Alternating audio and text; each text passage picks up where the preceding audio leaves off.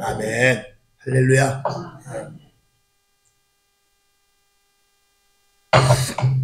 지난번에도 둘째 시간인가 이 마리아에 대해서 말씀을 올렸습니다.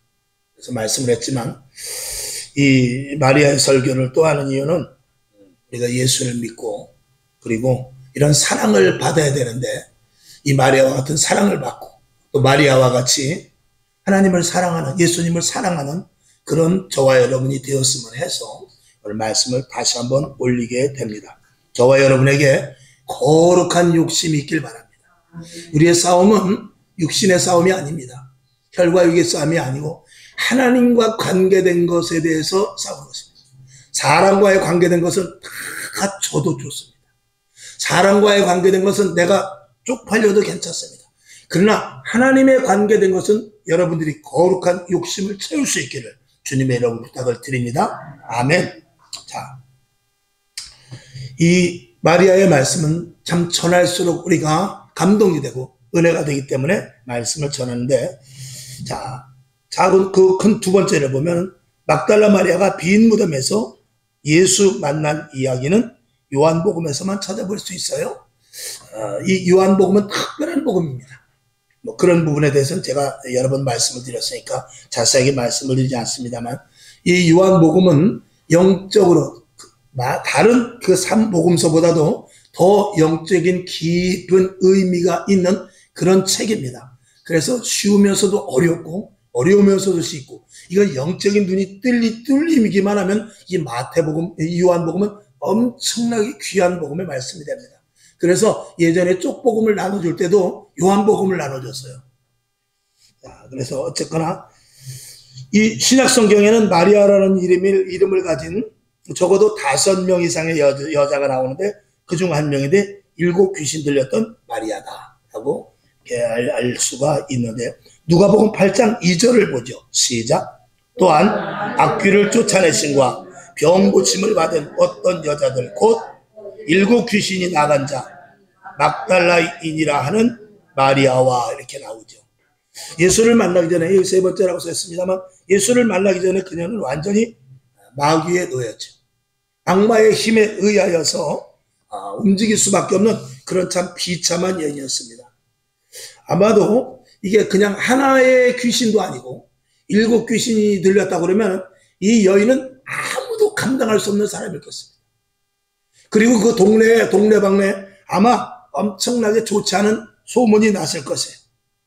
그리고 조금 가끔씩 정신이 돌아왔을 때 그가 받은 상처, 그가 받은 괴로움, 그가 생각할 수 있을 때에 정말 자기의 그 행세, 미친 듯이 돌아다녔고 난 후에 자기의 모습, 이런 것들을 보았을 때 얼마나 그가 자괴감을 갖고 정말 이 동네에서는 내가 살지 못할 거다 하는 아마도 그런 부끄러움과 수치 속에 있는 가장 불쌍한 여인이었고, 아마도 차라리 죽어버릴까 하는 그런 생각을 들었을지도 모르죠. 왜냐하면 귀신이 7개나 들렸기 때문에 그래요. 한 귀신만 들려도 사람이 헷가닥하는데 7 귀신이 들렸다면 이건 엄청난 사건 아니겠습니까? 그런데 이제 4번이라고 썼습니다만, 그런데 예수님을 만남으로 그동안의 모든 고통이 어떻게 되죠? 다 사라지게 되는 놀라운 축복을 받게 되죠. 마귀의 속박 속에서, 악마의 속박 속에서 해방된 그녀는 죽을 때까지 자기 목숨을 바치리라 하고 예수님만 따라다니는 그런 여인으로 변화가 됩니다. 그래서 1번, 2번 쭉 있습니다만, 첫 번째 보니까 예수님이 십자가에 달리셨을 때 그녀는 거기에 있었습니다. 그리고 사람들이 예수님의 시신을 십자가에서 내려놓았을 때도 그는 슬피 울면서 그 자리에 있었고, 그들이 예수님을 무덤에 안치했을 때도 그는 무덤을 떠날 수가 없었습니다. 안식일 때문에 할 수 없이 죽은 시체 옆에 있을 수 없었기 때문에 그는 돌아갔다가 다시 안식일 첫날 향품을 가지고 와서 예수님에게 발라드리려고, 이렇게 발라주려고 왔던 그런 정말로 예수님을 사랑했던 여인이죠. 무덤에서 천사들은 그리스도께서 죽은 자 가운데 살아났다고 말했지만 이 마리아는 그 말이 귀에 들리지 않았습니다. 사실 이 마리아는 다른 사람들이 내가 예수를, 이 천사를 통해서 예수님께서 이미 무덤에 계시지 않고 살아나셨다 라고 말했을 때 그것을 알리러 가다가 이 막달라 마리아만큼은 웬일이지 다시 무덤으로 오게 됩니다. 그리고 무덤으로 와서 그는 예수님에 대해서 정말 가슴 아픈 심정을 가지고 눈물을 흘리며 울고 있었던 것이죠. 자, 요한복음 20장 10절과 11절 시작. 이에 두 제자가 자기 집으로 돌아가니라. 마리아는 무덤 밖에 서서 울고 있더니 울면서 굽으려 무덤 속을 들여다보게 됩니다. 다시 무덤 속을 들어가게 되죠. 그런데 그럼에도 불구하고 그 안에 예수님이 계셨음에도 예수님인 줄 몰랐다는 사실인 것이죠. 그것은 예수님이 계셨음에도 동산직인 줄 알았던 이 마리아는 우리가 작게 두 가지로 생각해 볼 수 있는데, 그는 첫째는 부활이라는 것은 전혀 생각지도 할 수 없는 것이고, 그리고 그는 아마도 경황도 없었을 것입니다. 왜냐하면 이 머릿속에 부활이라는 사실은 까맣게 잊어버렸기 때문이죠. 오늘 우리도 예수는 믿지만 예수님이 오실 것, 성령의 충만하심, 그리고 은사에 대한 것, 위로부터 주시는 신령한 것에 대해서 우리는 놓치는 부분이 있을 수도 있습니다. 이건 매우 중요한 말씀입니다. 우리는 교회를 다니면서 그저 마음에 좀 평안을 갖고 기쁨을 얻고, 그리고 교회를 다니면서 내가 어떤 문화생활의 한켠으로 생각할 수 있습니다. 그러나 이 교회는 신령한 장소예요. 하나님의 택한 자들이 모인 것이며 위로부터 공급하여 주시는 것으로만 반드시 살아가겠다고 다짐을 하는 이들이 모인 것이 이 교회인 것입니다. 그리고 하나님은 그런 것들을 공급해 주시죠. 그런 것들이 저와 여러분에게 분명히 체험이 되어야 될 줄로 믿습니다. 이제 그런 마리아가 예수님을 만나게 됩니다. 할렐루야. 자, 마리아의 슬픔은 사실은 당연한 것입니다. 왜 그렇죠? 마리아는 예수님을 너무나 사랑했기 때문에 그렇습니다. 예수님이 돌아가실 줄은 꿈에도 생각 못했죠. 저와 여러분 어떻든 간에 우리가 이 마리아와 같은 그런 슬픔과 비통과 그리고 이 예수님을 사랑하는 마음 자체는 우리들에게 있어야 될 것입니다. 저와 여러분 주님을 사랑하십니까? 더 많이 사랑하시기 바랍니다. 더 깊이 사랑하시길 바랍니다. 그렇지만 자, 우리가 여기서 세 가지 새벽에도 말씀을 드렸습니다. 마리아는 무엇을 찾습니까? 예수님이 말씀하십니다. 요한복음 20장 15절을 보죠. 시작. 예수께서 가라사대 여자여 어찌하여 울며 누구를 찾느냐라고 말합니다. 이 마리아는 무엇을 찾냐면 예수님을 찾는 것은 당연히 아니었습니다. 그러나 예수를 찾기는 찾되 예수님의 시신을 찾는 것이죠. 예수님의 시체를 찾는 것이지 살아계신 예수님에 대해서는 절대로 생각조차도 못했습니다. 자, 그 두 번째로 넘어가서 마리아는 죽은 예수를 찾아 무엇을 하려고 하는가? 이건 심각한 문제입니다. 여러분, 아마 이 마리아가 예수님의 시체를 찾았으면 기뻤을까요? 슬펐을까요? 그는 울었을까요? 웃었을까요? 아마 이 마리아가 예수님의 시신을 봤으면 그는 더 통곡을 하고 아마 방성대곡을 했을 것입니다. 통곡 아닌 통곡을 했을 것입니다. 예수님의 시체가 보이지 않으니까 그나마 경황 중에 울면서 예수님의 시체가 어디 갔지? 예수님의 시체가 어디 갔지? 그렇지만 막상 예수님의 시체가 여기 있다 하고 만약에 그가 동산지기와 같아서 예수님의 시체를 보았다면 그는 거기서 정말 자지러지게 울었을 것입니다. 그리고 그 마리아는 예수님의 시체를 갖다 어떻게 하겠어요? 다시 무덤에 갖다 넣어야 되지 않겠습니까? 그 일밖에 마리아는 할 일이 없는 것입니다. 사실은 이 마리아에게 예수님의 시체는 그의 인생 속에서 아무런 의미도 없습니다. 그저 시체를 한번 더 봤다는 그거밖에 없습니다. 결국 어느 시점이 지난다면 다시 그 돌문을 닫아버리고 그는 슬피 울면서 집으로 갈 수밖에 없는 것이죠. 오늘 이 세 번째를 한번 보죠. 누구를 찾으면 그 안에 전부가 없지만이라고 썼어요. 예수님께서 조금 전에 요한복음 20장 15절에 있는 대로 예수께서 가라사대 여자여 어찌하여 울며 누구를 찾느냐 그랬어요. 누구를 찾느냐. 이 마리아는 누구를 찾는 것이 아니라 무엇을 찾는 것이었어요. 마리아는 예수님의 시체를 찾았습니다. 근데 예수님은 네가 시체를 찾는 것이 아니냐라고 물어본 것이 아니라 누구를 찾느냐 이렇게 물었습니다. 여러분, 주님은 항상 하나님, 주님, 성령님 모두 우리들에게 항상 물어보는 것은 뭐냐면 누구를 찾느냐입니다. 네가 누구를 찾냐, 무엇을 찾느냐가 아닙니다. 우리는 세상 가운데 무엇을 찾습니다. 돈을 찾지요, 권력자를 찾지요, 문제가 해결되기를 위해서 내가 필요한 것을 찾습니다. 물론 때로는 우리가 답답하고 힘드니까 그런 것들에 대해서 기도할 수도 있습니다. 그러나 우리가 찾아야 할 대상은 오직 예수님인 줄로 믿습니다. 오직 하나님이신 줄로 믿습니다. 오직 성령의 인도하심만 우리는 따라야 되는 것이지요. 자, 세상의 것들은 잠시 잠깐의 기쁨을 줄 수 있어요. 자식이 기쁨을 줍니까? 처음에 나왔을 때 얼마나 기쁩니까? 그러나 그 자식이 나에게 자칫하면 눈물을 주고 갈 수도 있습니다. 돈이 생겼을 때는 얼마나 좋은지 모릅니다. 내 돈 때문에 내 마음이 허탈해질 수도 있어요. 권력이 있지만 지금도 오늘도 선거를 했습니다만 그들의 권력은 길어야 몇 년입니다. 세상의 것들은 모든 것들이 다 유한합니다. 이 세상은 무한한 것은 하나도 없습니다. 베드로전서에 보면 이 지구, 이 땅덩어리조차도 다 체질이 녹아서 없어진다고 그랬어요. 오직 주의 말씀만 영영이 설 것을 말하고 있어요. 그러니 우리가 찾아야 할 것은, 우리는 영적인 존재이기 때문에 영원한 것을 찾아야 되거든요. 저와 여러분, 어떤 문제가 생기든지 어떤 일이든지 모든 우리 현실 앞에 속에서 예수님을 찾으시기를 주님의 이름으로 축원합니다. 자, 성경을 한번 보죠. 시편 116편 3절 4절 시작. 사망의 줄이 나를 두르고 음부의 고통이 내게 미침으로 내가 환난과 슬픔을 만났을 때에 내가 여호와의 이름으로 기도하기를 여호와여 주께 구하오니 내 영혼을 건지소서 하였도다. 아멘. 여러분, 여기는 중요한 말씀이 있습니다. 여기 보면 사망의 줄이 나를 두를 때, 음부의 고통이 내게 미칠 때, 환난과 슬픔을 만났을 때, 그때 나를 이 자리에서 구원하소서가 아니라 내 영혼을 맡아주옵소서.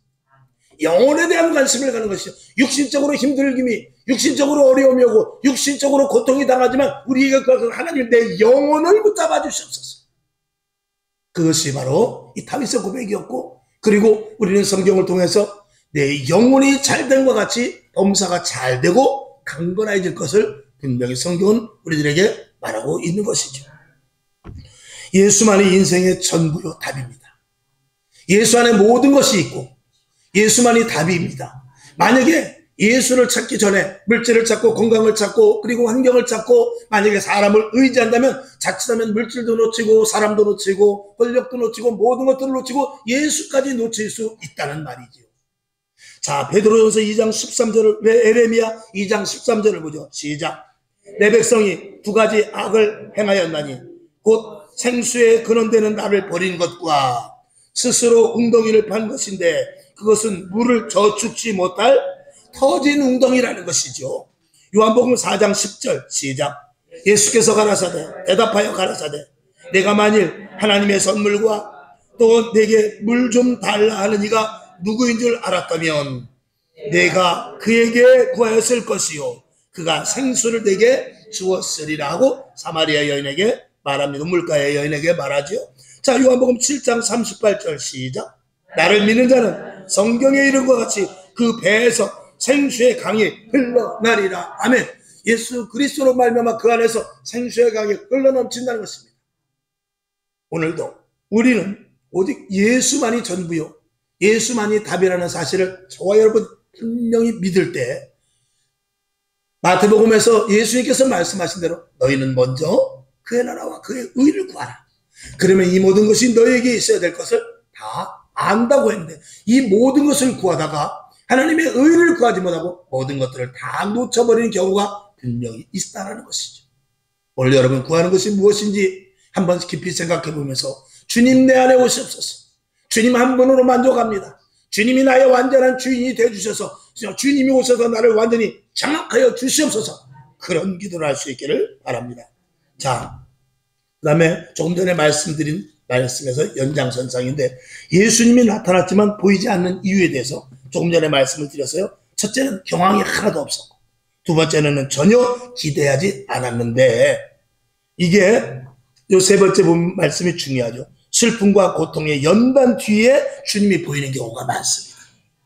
여러분 정말로 심한 절규와 같은 어려움, 내가 감당할 수 없는 고통, 그리고 왜 주님에게 이런 일이 일어났습니까? 한 그 이후에 주님을 만나는 경우가 너무나 많습니다. 주님은 희한하게 그렇게 나타나더라고요.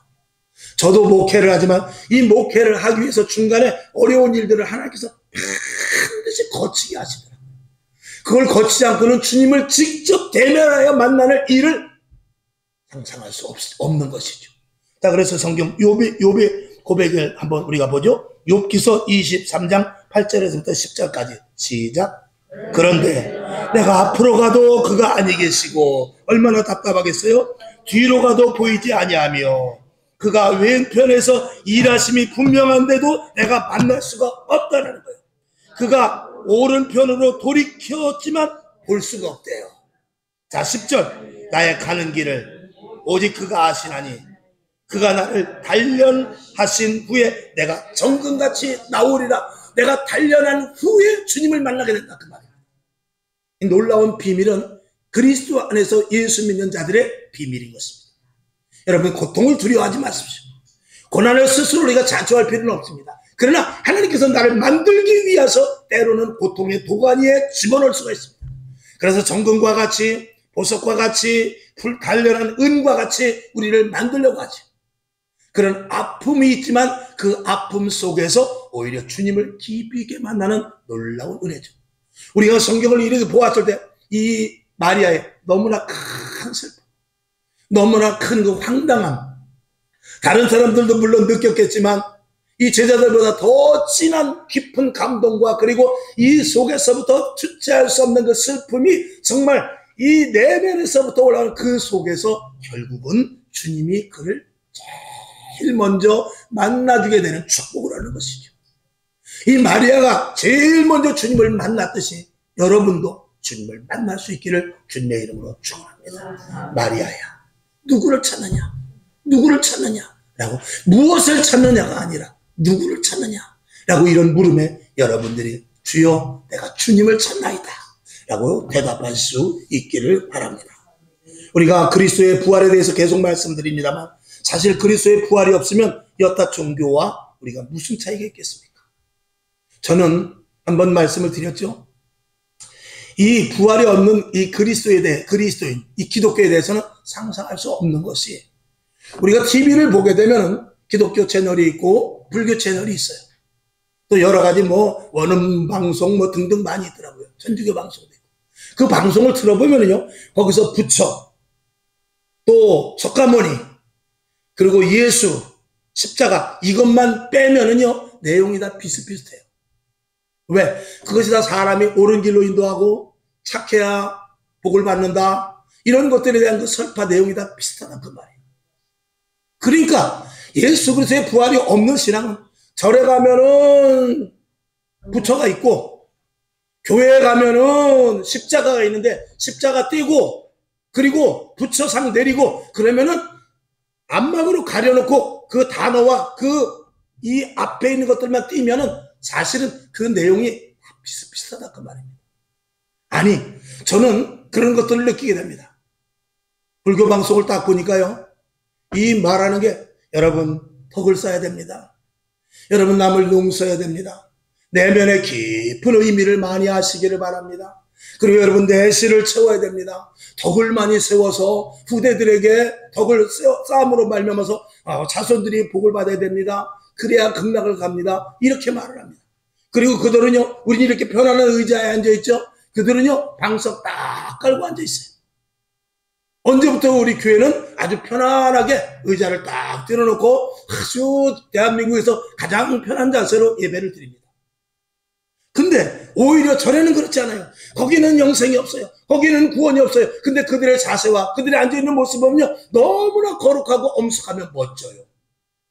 그리고 그들의 내용은 아주 귀에 들을 만하고 정말 이면의 사람의 그 내면의 깊은 곳까지 도달해요. 그래서 그 옆에 채널을 찰칵 두 번 돌리게 되면 기독교 방송이 나오는데 거기 여러분 자녀가 잘 돼야 됩니다. 돈을 많이 벌어야 됩니다. 건강해야 됩니다. 여러분 이 땅에 하나님의 복이 있습니다. 이것만 외치고 있으니 전혀 불교 방송, 이 다른 이단의 방송만도 못한 것이 지금 현실인 것을 많이 보게 돼요. 이건 뭐가 거꾸로 되고 한참 거꾸로 된 것이죠. 내용이 바뀌었다고 말입니다. 생명도 없는 곳에서 생명 같은 말을 안 하고 생명이 있는 곳에서 생명이 없는 이 설교를 하고 있으니 이 답답한 노릇이 아니라 이 말이죠. 이것을 누가 만듭니까? 마귀의 장난 아닙니까?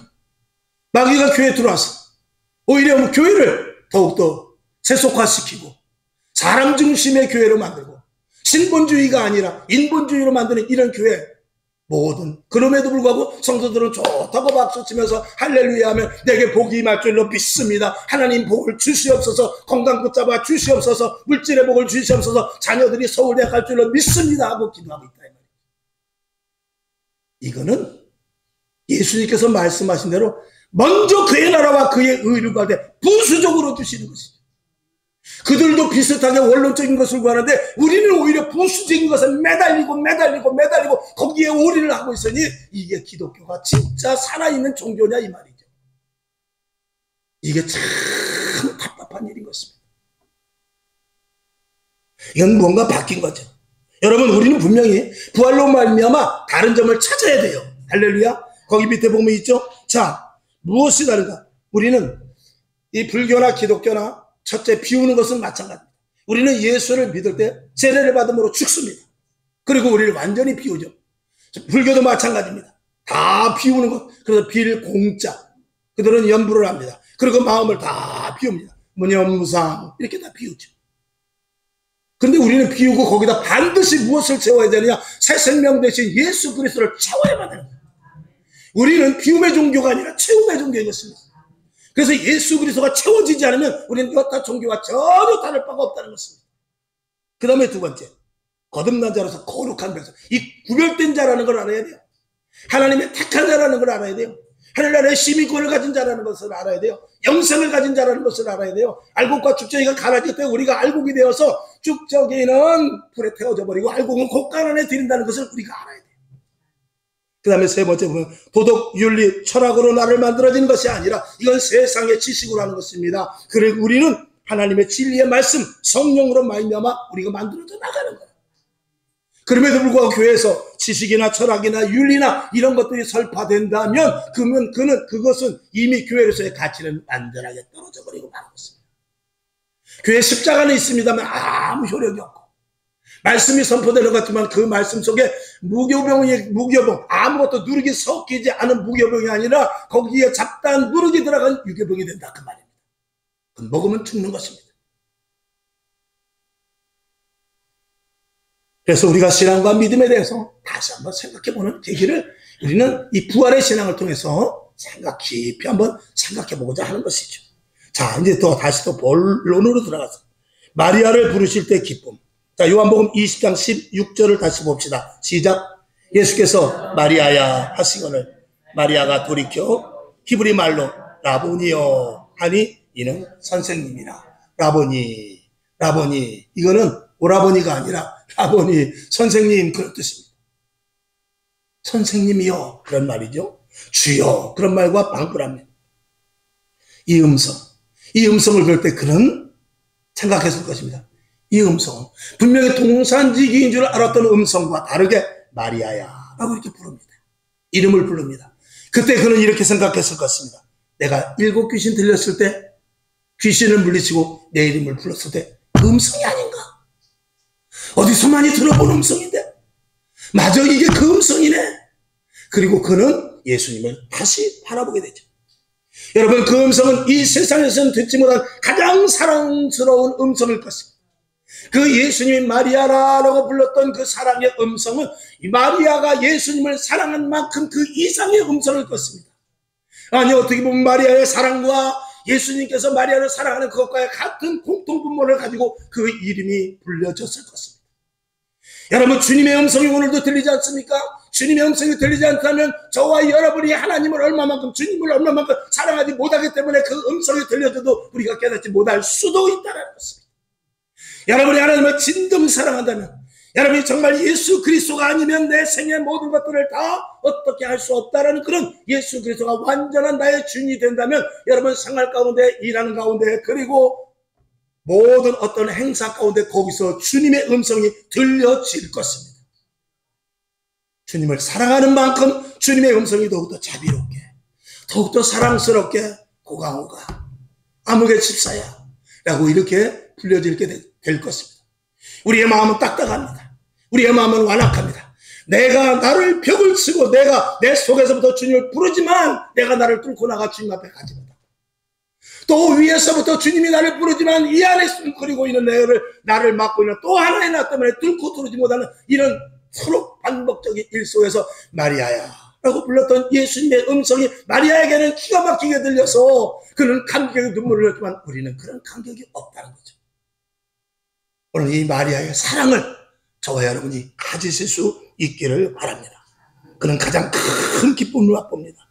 이 기쁨이 오늘 저와 여러분에게도, 이 자리에 있는 여러분에게도 그대로 액면 그대로 임할 수 있기를 주님의 이름으로 부탁을 드립니다. 이제 결론으로 들어가게 됩니다. 이 기쁨을 어떻게 해요? 전해야 되는 것이죠. 주님은 말씀하십니다. 성경을 보죠. 아주 중요한 말씀입니다. 요한복음 20장 17절 시작. 예수께서 이르시되 나를 만지지 말라. 내가 아직 아버지께로 올라가지 못하였노라. 너는 내 형제들에게 가서 이르라. 내가 내 아버지 곧 너의 아버지 내 하나님 곧 너의 하나님께로 올라간다 하라 하신대. 아멘. 예수님은 나를 만지지 말라고. 얼마나 부둥켜 안고 싶었겠어요. 얼마나 그 발목을 붙잡았을 때 그 발목을 뿌리치고 싶지 않겠습니까? 그러나 예수님은 단호히 말합니다. 나를 만지지 말라. 나를 만지지 말라. 여기에는 심오한 의미가 있죠. 이제 죽음에서 예수님께서 말씀하시는 것입니다. 죽음에서 살아난 나와 함께 있는 것이 아니라 이제 내가 산 것이 분명하다는 것을 이야기합니다. 그 의미는 뭐냐면 마리아야. 마리아야, 내가 살아서 너와 함께 있는 것도 좋지만 너와 함께 있든지 않든지 나는 살아있어, 이 말이에요. 나는 살아있어. 살아있으니까 아무 걱정하지 마. 살아있으니까 아무 걱정하지 말고 너와 나와 포옹을 하든지 너와 나와 긴 시간의 대화를 하든지 그게 문제가 아니라, 그런 것으로 해결될 일이 아니고, 그런다고 해서 내가 너와 함께 있는 것이 아니라 지금 떨어져 있어도 나는 살아있다 이 말이야. 나는 지금 살아있고 너와 함께 있든지 함께하지 않든지 나는 너와 언제나 함께하는 자야. 그리고 나는 살아있어. 그러니까 네가 할 일은 뭐냐면 이 살아있다는 것을 네가 분명히 보고 알고 듣고 깨달았지 나가서 전해라, 이렇게 말하는 것이죠. 변화산에서 예수님께서 제자들에게 비슷한 말씀을 하신 맥락이 있습니다. 자, 마태복음 17장 3절과 4절 그리고 5절까지를 봅니다. 시작. 때 모세와 엘리야가 예수로 더불어 말씀하시는 것이 저희에게 보이거늘 베드로가 예수께 나와 가로되 주여 우리가 여기 있는 것이 좋사오니 주께서 만일 원하시면 내가 여기서 초막 셋을 짓되 하나는 주를 위하여 하나는 모세를 위하여 하나는 엘리야를 위하여 하리이다 말할 때에 호련히 빛난 구름이 저희를 덮으며 구름 속에서 소리가 나서 가로되 이는 내 사랑하는 아들이요 내 기뻐하는 자니 너희는 저희 말을 들으라. 아멘. 이건 무엇입니까? 거기서 예수님과 엘리야와 모세와 함께 이렇게 기쁘고 즐거운 자리로 있는 것이 아니라 너희가 그걸 봤으면 분명히 하나님의 아들이요 너희가 모세도 봤고 엘리야도 봤으면 이걸 가서 전하라는 것입니다. 이걸 가서 전하라는 것입니다. 오늘 저와 여러분, 오늘 주님은 우리들에게 말씀하십니다. 나는 살았어. 나는 부활했다 이 말이야. 나는 오늘도 살았고 나는 전에도 있었고 지금도 있었고 앞으로도 있을 자야. 나는 알파와 오메가야. 나는 처음이요 시작이고 끝이야. 그런 내가 있으니 너는 나가서 그것을 전해라. 그것을 전해. 그리고 네가 부족하면 그것을 날마다 체험하기 위해서 내가 너를 언제든지 만날 테니 기도해. 기도하여 나를 만나고 성령의 충만함을 힘입어서 나를 전하라고 말씀하고 있는 것입니다. 이것이 슬픔에 젖어있는 마리아에게 주신 예수님의 사인의 음성입니다. 오늘 우리들은 주님과 함께 있고 싶죠. 하나님 이 자리가 좋습니다. 우리 교회도 마찬가지죠. 주님은 우리들에게 말씀하십니다. 너희는 세상의 빛이라고 했어요. 교회 안에 다 빛입니다. 교회 안에서 서로 얼마나 잘하는지 몰라요. 서로 먹을 것을 입에다 떠넣어주고 서로 내가 대신할게. 내가 힘든 것을 알게. 그러지만 세상에 나가면 그렇지 않고, 세상에 나가면 믿는 사람들이 하나도 없으니 너희가 나가서 세상에 나가서 빛과 소금의 역할을 감당하라, 이렇게 말씀하십니다. 이것이 지금 이 시대에 있느냐 이 말이죠. 이 시대에 모두가 다. 그러니까 성도들은 다 어디에만 있냐? 교회 안에만 있지 바깥에는 성도가 한 사람도 없으니 이게 문제인 것입니다. 나가면은 목사의 타이틀, 권사의 타이틀, 장로의 타이틀, 집사의 타이틀이라는 것을 가지고 있지만 그것은 모두가 다 깊은 속주머니에 숨겨놓고, 그리고 활보할 때는 세상 사람들과 똑같이 먹고 마시고 입고 취하고 뺏고 훔치고 이런 일들에 대하여서 서슴없이 하는 우리들의 모습을 주님께서는 말씀하십니다. 너는 세상의 소금과 빛이 되어라. 교회 안에서가 아니라 세상에 나가서 빛과 소금의 역할을 감당하라. 이렇게 오늘 말씀하고 있는 것입니다. 마리아에게도 같은 말씀입니다. 제자들에게도 같은 말씀입니다. 모든 사도들에게도 다 같은 말씀을 합니다. 너희는 세상에 나가서 증인이 되어라. 증인이 되어라. 나를 본 증인이 되어라. 나를 보지 않았느냐, 나를 본 증인이 되어라. 라고 계속해서 말씀을 하고 있는 것입니다. 자, 요한복음 20장 18절. 이제 마리아는 그 뜻을 알고 무덤에서 나갑니다. 아멘. 18절 시작. 막달라 마리아가 가서 제자들에게 내가 주를 보았다 하고, 또 주께서 자기에게 이렇게 말씀하셨다 이르니라. 아멘. 이게 복음인 것입니다. 사마리아 여인이 물동이를 집어 던지고 나간 것과 똑같습니다. 사마리아 여인이 예수님과 함께해서 예수님이 좋은데요, 예수님과 함께 있는 것이 아니라 그는 물동이를 집어 던지고 예수님과 함께 있는 것이 아니라 나가서 예수를 전한 것입니다. 이것이 부활의 신앙자들의 사명인 것입니다.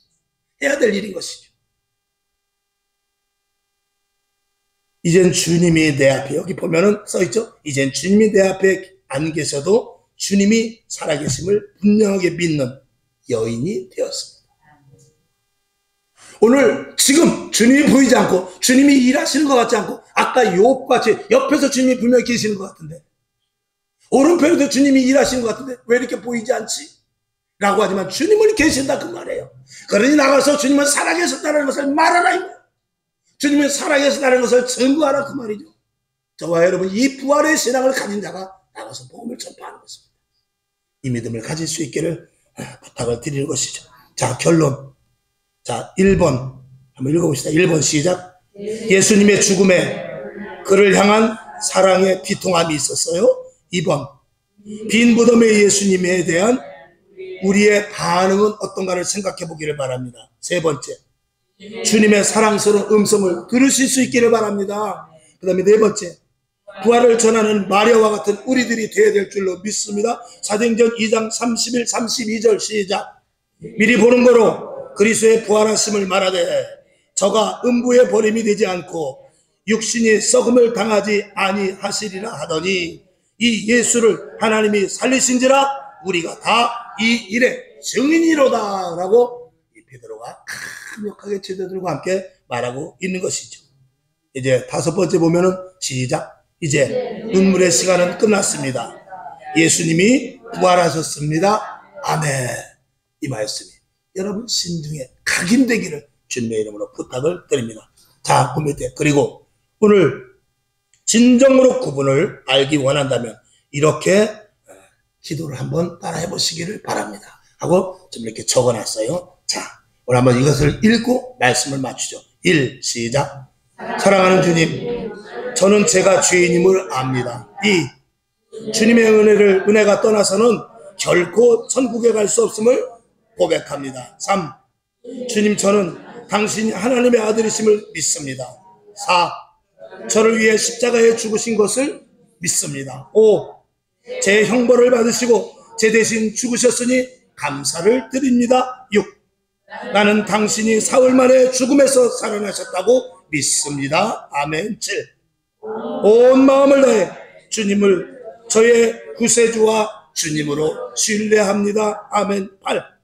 지금 내 마음속에 오셔서 나를 구원하소서. 9. 당신의 구원의 선물을 기쁘게 받겠나이다. 10번째, 예수님의 이름으로 기도드립니다. 아멘. 이것이 우리에게 날마다 고백이 되고, 오늘 이 말씀 전체를 통해서 마리아와 같은 슬픔이 있는 자라면 마리아의 슬픔은 이제 끝이 납니다. 주님을 만남으로 말미암아 시체를 끝까지 부여잡고 시체를 찾았다면 그의 슬픔은 한도 끝도 없었을 것입니다. 그러나 저와 여러분도 마찬가지입니다. 예수님의 시체는 없습니다. 예수님은 살아계셨습니다. 우리에게는 언제나 기쁨이요, 즐거움이요, 감사요, 행복이요, 축복이요, 그리고 우리에게는 어떤 고통과 고난과 역경이 온다 할때도 주님은 살아계셨으니 그것을 증거할 수 있는 증거자들이 다 된 것입니다. 이 믿음으로 살아가시는 여러분 될 수 있기를 주님의 이름으로 축원합니다. 하나님 아버지 감사합니다. 오늘 말씀이 각인되게 하옵소서. 오늘 이 말씀이 심중에 심어지게 하옵소서. 이 말씀에 열매 맺게 하여 주시옵소서. 너는 부활의 증인이 되라. 주께서 말씀하십니다. 주여 내가 증인이 되겠나이다. 주님의 기쁨을 내가 누립니다.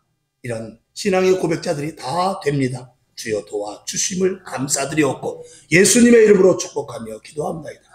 아멘. 주기도문하고 하나님 나에게도 부활의 신앙을 갖게 하시고 내가 만난 주님을 증거케 하여 주시옵소서. 이렇게 기도하고 일어나시길 바랍니다.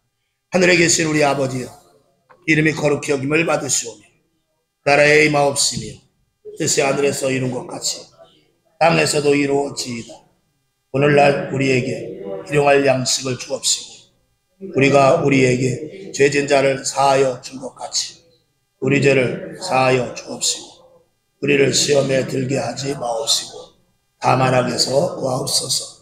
대개 나라와 권세와 영광이 아버지께 영원히 싸움나이다. 아멘.